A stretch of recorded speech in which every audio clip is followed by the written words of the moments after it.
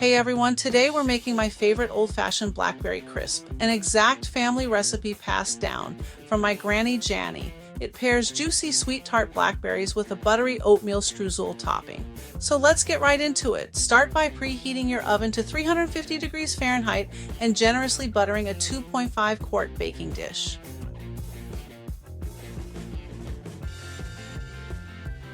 For the blackberry filling, combine 6 cups of fresh or frozen blackberries with 4 tablespoons of granulated sugar directly in a mixing bowl.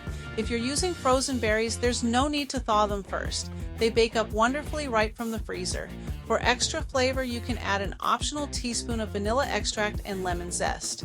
If you prefer a thicker jammy filling, toss in 2 teaspoons of cornstarch. Spread your blackberries in an even layer in your baking pan and set aside. Now the real secret to a great crisp is the berry to topping ratio. I'm super generous with the streusel because a 50-50 mix of buttery crisp topping to juicy berries in every single bite is pure perfection. Next, make the oat streusel topping in a separate bowl. Mix 2 cups of all-purpose flour, 2 cups of old-fashioned rolled oats, 1.5 cups of packed light brown sugar, 1 teaspoon of cinnamon, and a half teaspoon of ground nutmeg or cardamom. If you want a fun flavor variation, ground cardamom is a fantastic substitute for the nutmeg. Old-fashioned rolled oats give the absolute best hearty texture here, though quick oats can work in a pinch. Cut in 3 sticks, that's 1.5 cups of cold cube butter using a pastry cutter, 2 knives, or your fingertips until coarse, pea-sized crumbs form. Keeping your butter cold is key because it creates that classic crumbly streusel texture that bakes into a golden buttery crust.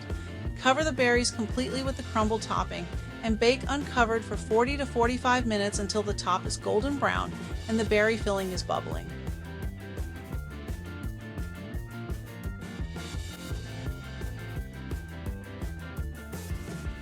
Let it cool slightly and serve warm with a scoop of vanilla ice cream and enjoy. You can find the full printable recipe card with all the exact measurements in the description below. Drop a comment and tell me if you prefer nutmeg or cardamom in your crisp topping. Hit that like button and subscribe for more easy, delicious baking tutorials. Thanks for watching and happy baking!